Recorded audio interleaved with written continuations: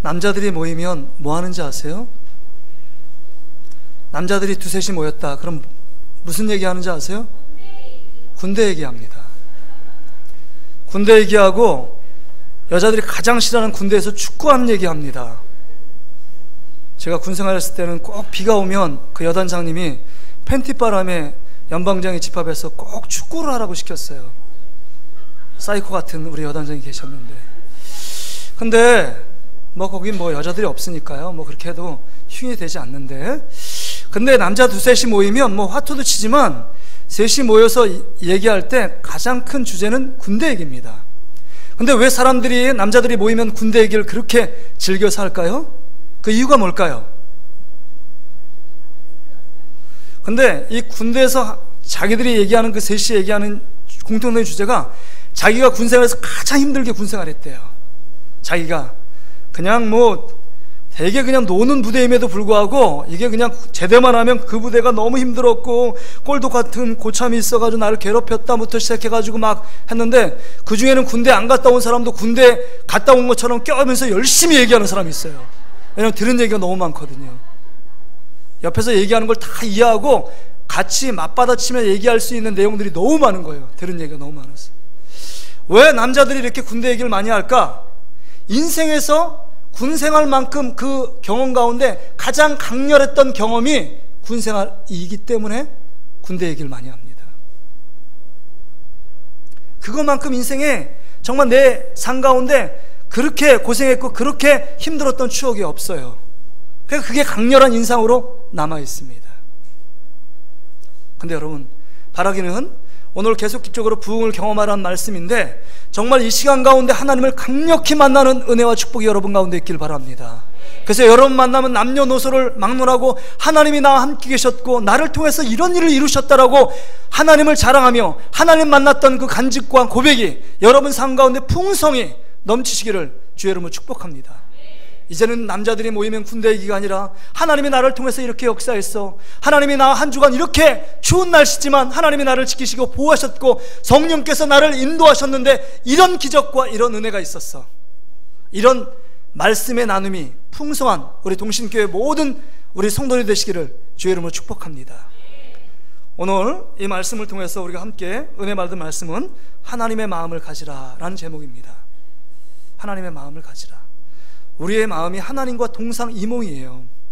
우리가 지금 시대를 지난 시간에는 여러분 실패 시대라고 그랬습니다. 실패가 지배되는 시대라고 말하는데 이 시대를 다시 한번 표현하면 공감이 상실된 시대예요. 공감이 없습니다. 그래서 모든 리더들과 그 다음에 모든 사람들이 이 시대에 성공하기 위해서는 공감의 힘을 길러야 한다. 그래서 여러분 책자에 보면 공감의 힘, 공감의 능력 이런 책자들이 질비하게 여러분 출판되어 나오는 것을 봅니다. 공감하는 거예요. 부부 간에 공감이 안 되는 시대에 살고 있습니다. 부모와 자식 간에 공감이 안 됩니다. 한 공간 안에서 함께 밥을 먹고 살지만 마음의 소통과 교류가 안 되는 시대에 우리가 살고 있습니다. 특별한 것은요, 특별히 우리가 부모와 자식 간의 소통이 잘 안 돼요. 2000년 조창인이 쓴 가시곡이라는 소설이 있습니다. 그 부성에 대해서 주제를 갖고 쓴 소설인데요, 거기서 나오는 이야기 스토리가 참 구구절절해요. 그 소설을 읽으면서 제가 많은 눈물을 흘렸습니다. 다움이라는 백혈병 아들을 고치기 위하여 몸부림치는 아버지의 일생이 나와요. 엄마하고 이혼하고 돈 많은 사람하고 결혼하고 떠납니다. 그 아들 다움이가 남아있는 거예요. 백혈병을 고치기 위해서 수단 방법을 가리지 않습니다. 근근히 살아가는데 어느 날 이 백혈병을 고칠 수 있는 골수 기증자가 나타났다는 거예요. 그래서 골수 기증자가 나타났습니다. 근데 이 골수를 받아서 수술할 수 있는 수술 비용이 없는 거예요. 자기 힘듭니다. 경제적으로 어려워요. 그래서 생각한 게 장기를 팔 생각을 합니다. 그래서 신장을 팔아야겠다라고 생각해서 몸을 검사하다가 여러분 설상가상으로 자기 몸에 간암 말기라는 사실을 깨닫게 됩니다. 신장을 팔지 못하게 된 거예요. 근데 여기서 포기하지 않습니다. 이 아버지는 눈이 건강한 거예요. 각막을 팔아서 자기 아들 다움이를 고치게 됩니다. 고치고 각막을 팔아서 고치고 이 골수인자를 통해서 이 다음이가 건강해져서 이제 자기 이혼한 아내를 프랑스에 있는 아내를 불러서 이 아들을 맡기면서 키워달라고 얘기를 합니다. 마지막 떠나는 장면이 참 마음이 와닿아요. 아버지가 앞에 있는데 점점 앞에 다가오지 못하도록, 왜냐하면 눈이 보이지 않게 안되려 가려놨기 때문에, 그것 때문에 다음이 아들이가 걱정할까봐 오지마, 거기에 서 있어, 너는 행복할 거야, 넌 더 행복해져야 돼, 그러면서 네 엄마한테 가면 더 푸른 미래, 정말 행복한 미래가 펼쳐질 거야, 그러면서 엄마에게 자식을 이양하고 쌀이골에서 쓸쓸하게 그 아버지가 죽어간다는 내용이 가시고기 소설의 전체적인 주제입니다. 그 내용을 보면서 세상의 모든 부모들은 그 사랑의 깊이가 차이가 있을지언정 모든 사람들은 자식이 건강하고 행복하고 잘 되기를 바라는 마음은 공통된 마음입니다. 이게 부모의 심정이요, 어미의 심정입니다. 근데 중요한 것은요, 이렇게 부모가 이런 마음을 가지고 있지만 자녀들이 그런 마음을 갖고 있느냐 하는 거예요.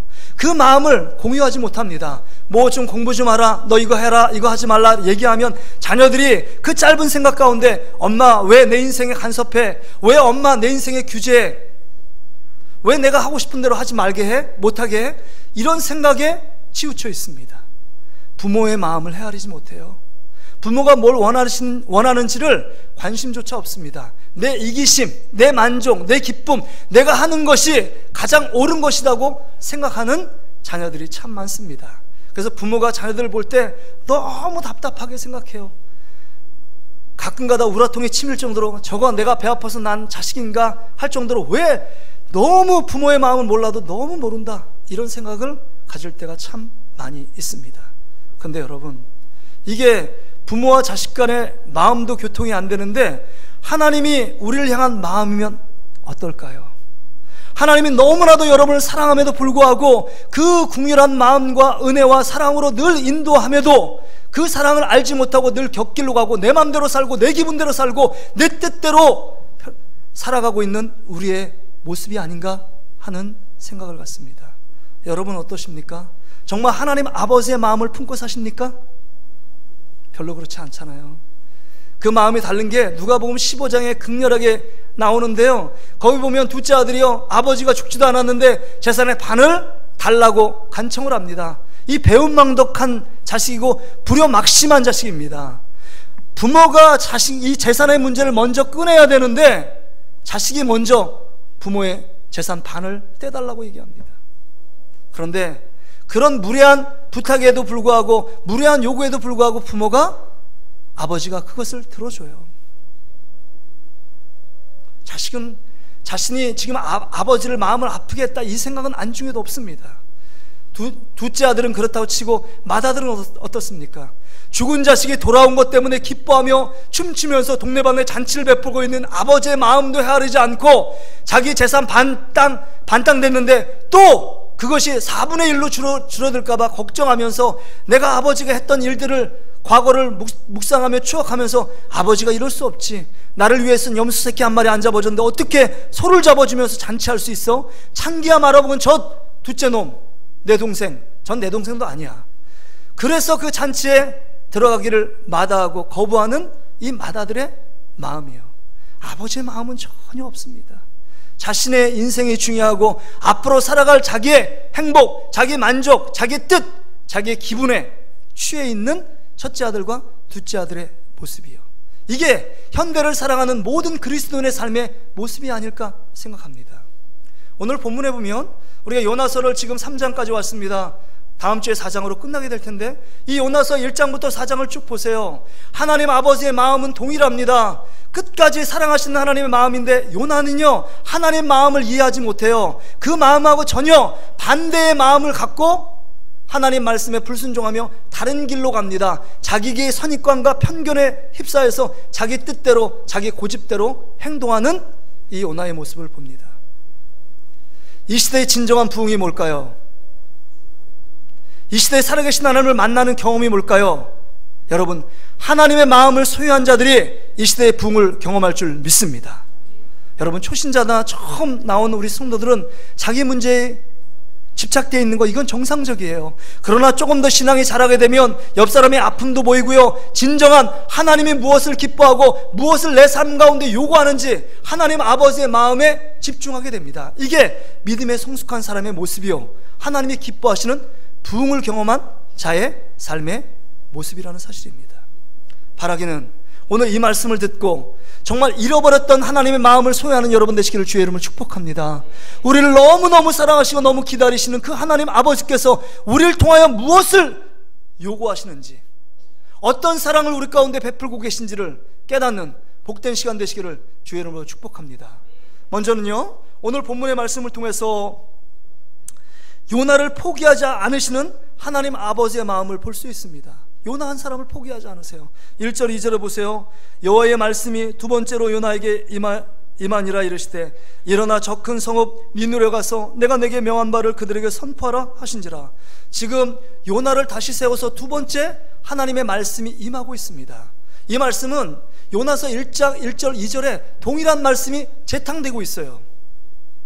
하나님 말씀에 크게 불순종해서 자기 뜻대로 다시스로 가다가 큰 풍랑을 만나고 그 풍랑 가운데 자기가 바다로 던져져 큰 물고기를 준비해서 3일 3야를 고통 가운데 있고 회개하는 가운데서 다시금 하나님께서 그 사명의 부르심 앞에 다시금 부릅니다. 근데 여러분, 여기서 생각할 게 있어요. 여러분, 하나님이 쓰시는 사람이 요나 한 사람밖에 없어요? 저 같으면요, 열받아가지고 요나 버리고 이스라엘의 똑똑한 사람, 그 다음에 하나님이 쓰실 수많은 사람 중에 한 명을 택해서 너 니느웨 가서 복음 전해라, 이렇게 할 수도 있습니다. 여러분, 그런 능력이 하나님께 있어요 없어요? 있습니다. 있음에도 불구하고 왜 요나에 대해서 이렇게 집착하지요? 요나를 끝까지 그냥 내버려 두지 않으시고 끝까지 포기하지 않고 끝까지 인도하시는 그 하나님 아버지의 마음은 뭐예요? 그 하나님 아버지의 고집은 뭡니까? 포기하지 않으세요. 요나 한 영혼을 포기하지 않고 끝까지 기다리시고 참으시고 연단하시고 훈련시켜서 마침내 다시금 사명의 자리로, 복음 전하는 자리로 요나를 인도해 가시는 그 하나님의 거룩한 고집을 봅니다. 거룩한 고집을 봐요. 요나 한 사람을 포기하지 않으십니다. 요나 한 사람만이 아닙니다. 오늘 여기에 니느웨 성, 죄악에 관영한 도성인 니느웨 성 가운데 좌우를 분별하지 못하는 12만 명, 그 도합 합쳐서 100만에 육박하는 그 멸망받아야 마땅할 그 영혼들을 하나님께서 포기하지 않으신다는 겁니다. 않으세요.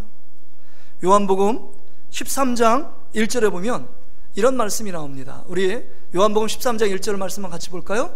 같이 읽겠습니다. 시작. 6월절 전에 예수께서 자기가 세상을 떠나 아버지께로 돌아가실 때가 이룬 줄 아시고 세상에 있는 자기 사람들을 사랑하시되 끝까지 사랑하시니라. 하나님은요, 예수님은요, 끝까지 자기 사람을 사랑하세요. 한 번 점 찍은 사람을요 놓지 않으세요. 하나님이 죄악 가운데 부르셨으면 끝까지 하나님의 나라에 이를 때까지 포기하지 않으시는 분이 누구시냐? 하나님 아버지인 줄 믿는 여러분 되시기를 주의 이름으로 축복합니다. 그게 하나님 아버지의 마음이에요. 요나가 곁길로 갑니다. 불순종합니다. 하나님을 실망시켜요. 선지자임에도 불구하고 하나님 말씀을 어기고 자기 뜻대로 삽니다. 그럼에도 불구하고 하나님은 그를 버리고 그냥 놓지 않으시고 끝까지 연단과 훈련의 과정을 통하여 다시금 믿음의 정병을 세워서서 하나님의 뜻을 이루어가는 그 하나님 아버지의 마음이에요. 구약의 모세를 보세요. 모세라는 인물은 뭐예요? 태어나기 전부터 하나님께서 점을 찍었습니다. 이스라엘을 출애굽하기로 작정하고 예비하고 준비한 인물이에요. 40세 때 자기가 민족의 독립운동을 통해서 정말 애굽에서 독립전쟁을 일으키고 그 가운데 자신의 힘으로 모든 걸 감당하려고 하다가 실패하잖아요. 그래서 미디안 광야로 쫓겨납니다. 이제 40년의 세월이 흘렀어요. 허드라일 보잘것없는 시골 촌뜨기로 전락한 지 오래되었습니다. 그런데 모든 힘이 빠지고 내 힘이 안 된다고 생각하는 그때 80세 하나님이 모세를 부르십니다. 부르심에 순종하면서 내 몸 그대로 하나님 사용하십시오 라고 하면 얼마나 기쁘겠어요, 하나님이. 근데 모세가 대답합니다. 내가 너를 바로에게 가게 하며 이스라엘 민족들을 정말 출애굽시킬 지도자로 삼겠다 그러니까 저는 도저히 못 갑니다. 저는 힘도 없고요, 바로 앞에서 나갈 유창하게 말할 수 있는 재능과 은사도 없습니다. 내 혀는 뻣뻣합니다. 나는 할 수 없습니다. 계속적으로 하나님의 권면과 부르심에 있음에도 불구하고 거절합니다. 그러나 하나님 포기하십니까? 포기하지 않으세요. 끝까지 모세, 지팡이를 잡고 다녀야 할 정도로 꼬부랑 할아버지가 된 이 모세를 하나님께서 두 손 들어서 붙잡으셔서 정말 역사의 그 무대에 세우시고 40년 동안 출애굽의 놀라운 역사를 이뤄가시는 분이 하나님 아버지인 줄 믿습니다. 하나님 포기하지 않으세요. 이게 아버지 하나님의 마음이에요. 신약의 베드로를 보세요. 3년 6개월 동안 예수님이 얼마나 그를 아끼셨습니까? 세족식도 하시고 입을 거 먹을 거 다 챙겨주셨습니다. 모든 사람에게 알 수 없는 그 비밀을 그 안에 있는 제자들에겐 특별히 그 모든 비유를 풀어주시고 지혜를 주시고 특별한 능력도 허락하셔서 하나님이 기적의 주인공으로 세우십니다. 그런데요, 예수님이 죽을 때가 되니까 모든 사람이 자기 생명을 살리기 위하여 예수님을 저주하고 욕하고 부인하고 도망자가 됩니다. 얼마나 비겁합니까?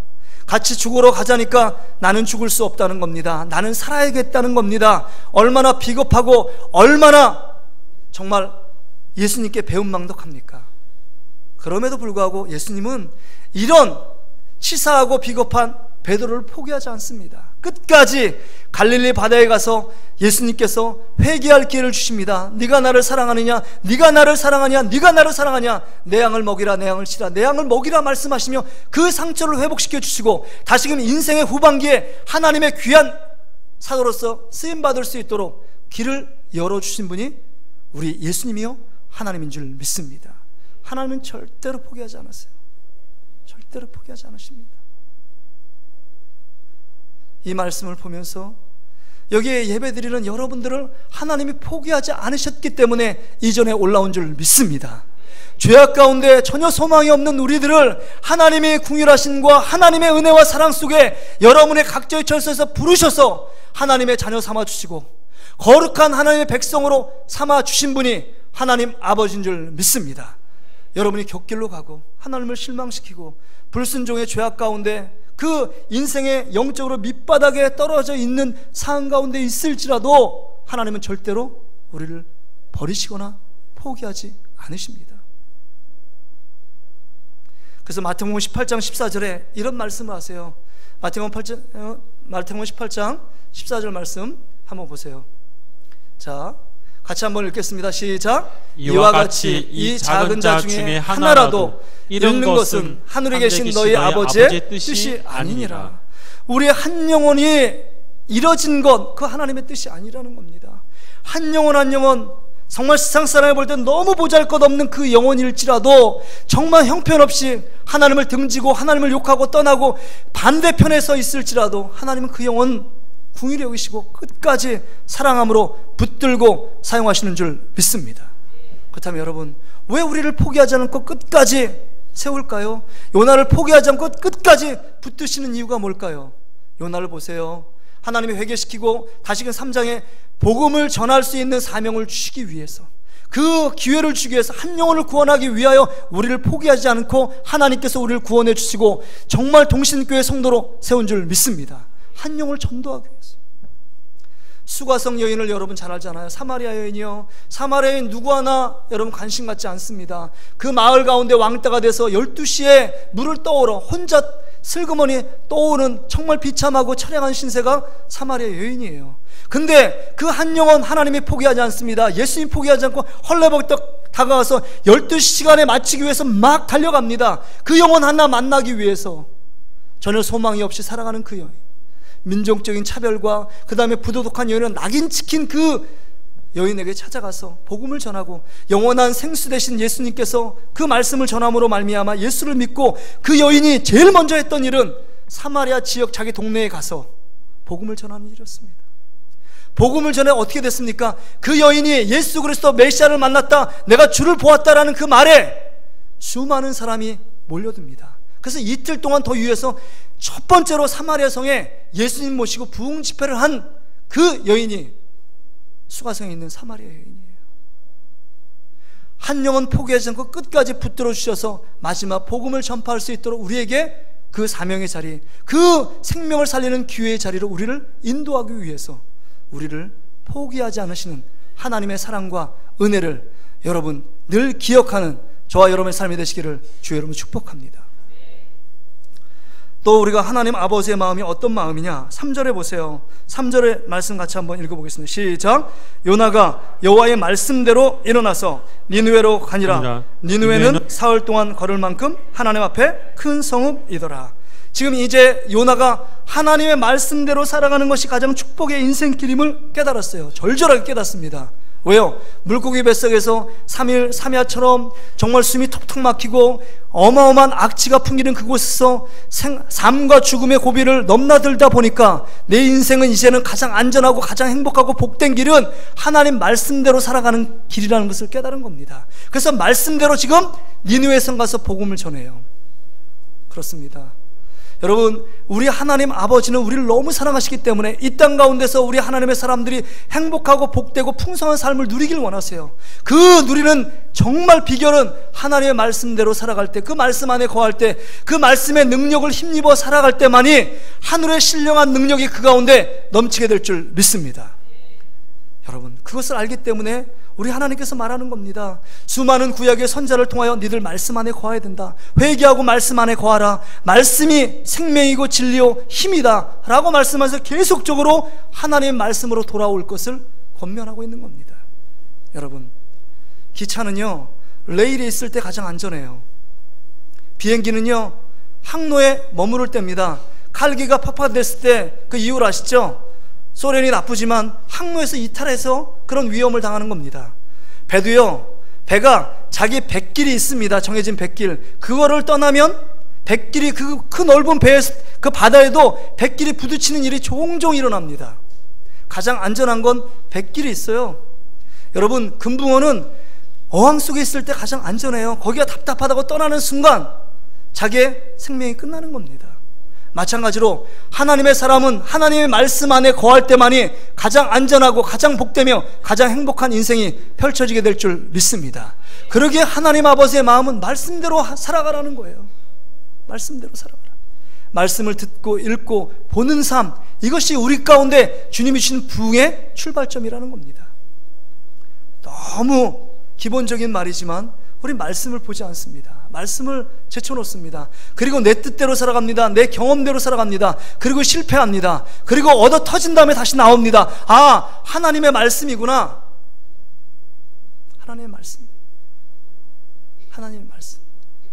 하나님의 말씀이 우리 삶의 능력인 줄 믿습니다. 하나님의 말씀대로 행할 때 놀라운 기적이 펼쳐지게 될 줄 믿습니다. 말씀대로 순종해서 말씀을 전하니까 정말 니느웨 성에 모든 사람이 회개하고 돌아오는 놀라운 역사예요. 요나가 그럴 줄 몰랐습니다. 한 번 외쳤는데 수많은 사람이 집단적으로 회심하고 하나님께 돌아오는 놀라운 역사예요. 여러분, 한 번 말씀을 붙잡고 순종해보는 여러분 되시길 바랍니다.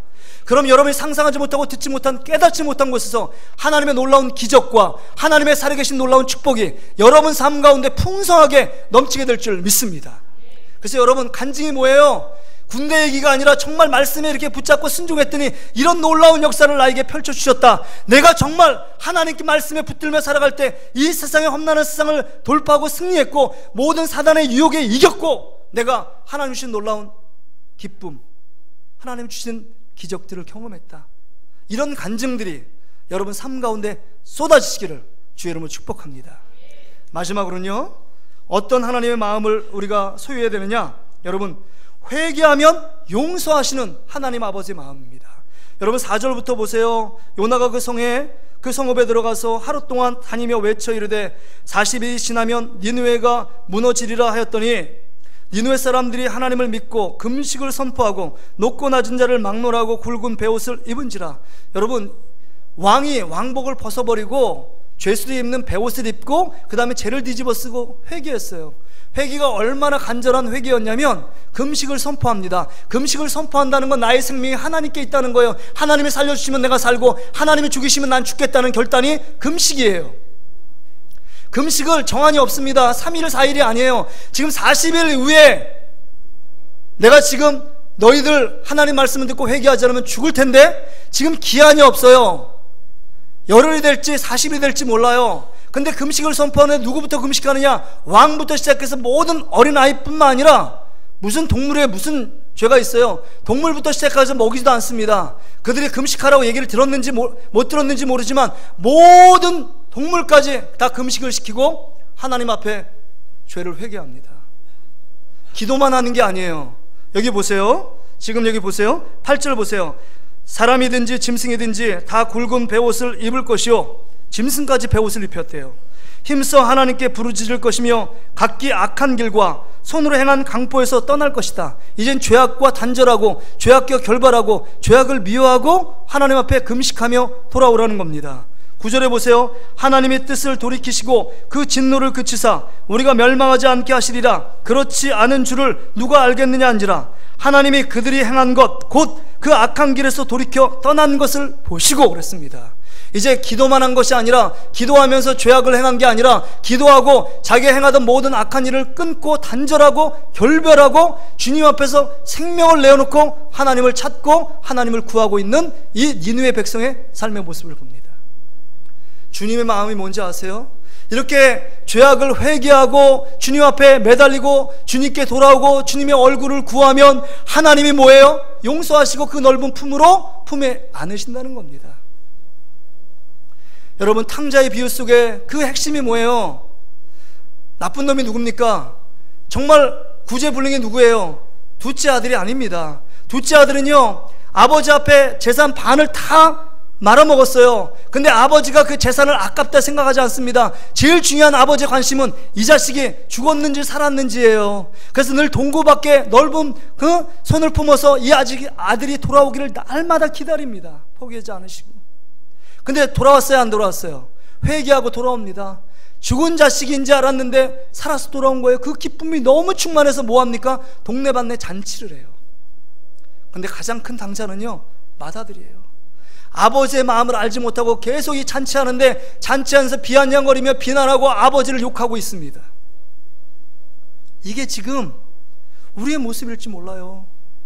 근데 우리의 모습은 어떤 모습이 되어야 되냐? 니느웨 백성의 모습이 되어야 합니다. 우리는 완벽한 존재들이 아니에요. 늘 우리가 제일 잘하는 게 뭐예요? 말과 생각과 입술로 범죄하는 겁니다. 늘 범죄예요. 범죄하는 가운데 누구예요? 우리 주님의 품 안에 품겨서 하나님, 이 죄 잘못했습니다라고 회개하며 주님 품으로 돌아가는 것, 그 죄악을 아파하며 주님 품으로 돌아가는 것, 이것만이 우리의 살 길인 줄 믿습니다. 사울과 다윗의 차이점을 얘기했잖아요. 사울은 하나님 앞에 범죄했어도 후회만 하고 회개하지 않았습니다. 근데 다윗, 그렇게 우리가 믿었던, 그렇게 존경한 인물 다윗은요, 밧세바를 범하고 우리아를 죽입니다. 완전 범죄를 꾀했어요. 누구 하나 죄를 지적하는 사람이 없습니다. 그 신하가 누가 죄를 지적하겠어요?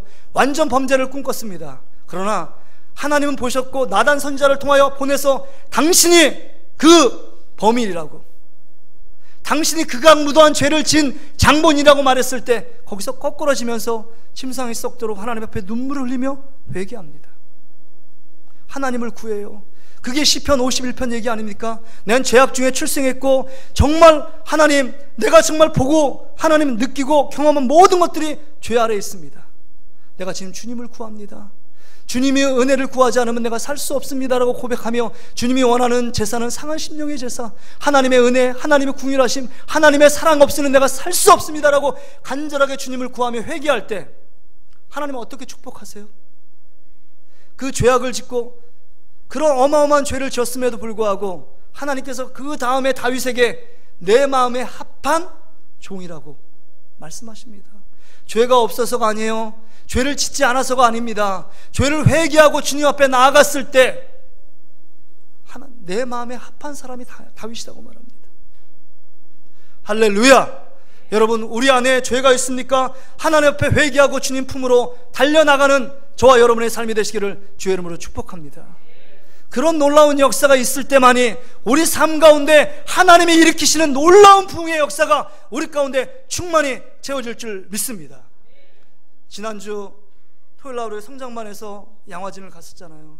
저는 그 한 사람한테 꽂혔습니다. 하디 선교사라는 사람이에요. 카나다에서 의료 선교를 하기 위해서 강원도에 왔습니다. 근데 수년을 지나도 한 명도 영혼이 구원받지 못해요. 그런데 때가 돼서 선교사들끼리 회개하며 기도하게 됐습니다. 하나님이 깨닫게 하셔요. 네가 왜 열매가 없는지 아니? 이 민족을 사랑하지 않아서야. 네가 백인이란 우월주의에 있었고 네가 이 야만인보다도 더 정말 많이 배웠고 토론토 의과대학을 수석으로 졸업했다는 그 우월감 때문에 이들과 함께 생활하지 않았고 이들을 진정 사랑하지 않았어. 그것을 깨닫게 하고요, 그 선교사들 앞에서 자기의 죄를, 정말 모든 죄를 토설합니다. 자, 고백해요. 고백하면서 눈물을 흘리며 회개합니다. 이 회개가 시발점이 돼서 이 회개를 통하여 성령의 불길이 이 원산 기도 부흥 운동을 통하여 일어나서 1903년에 그게 불씨가 돼서, 불씨가 1907년 장대현교회 평양대부흥 운동으로 발화되었고, 그게 불타서 100만인 구령 운동이 일어나서 삼천리 반도에 복음의 물결이 넘실대는 놀라운 하나님의 축복을 경험한 것입니다. 한 사람의 회개 때문에. 한 사람이 동맥이 막히면요, 혈관이 막히면 우리가 죽을 수도 있습니다. 우리가 영적인 하나님 앞에 소통하는 거 막힌 이유가 뭐냐? 하나님 앞에 회개하지 않기 때문이에요. 죄를 안 질 수는 없습니다. 그러나 죄를 짓고 회개하지 않음을 통하여 하나님이 주시는 영적인 통로가 막혀있는 사람, 그렇기 때문에 하나님의 영적인 공급, 하나님의 은혜, 하나님의 축복, 정말 상상할 수 없는 하나님의 영적인 복들을 누리지 못해요.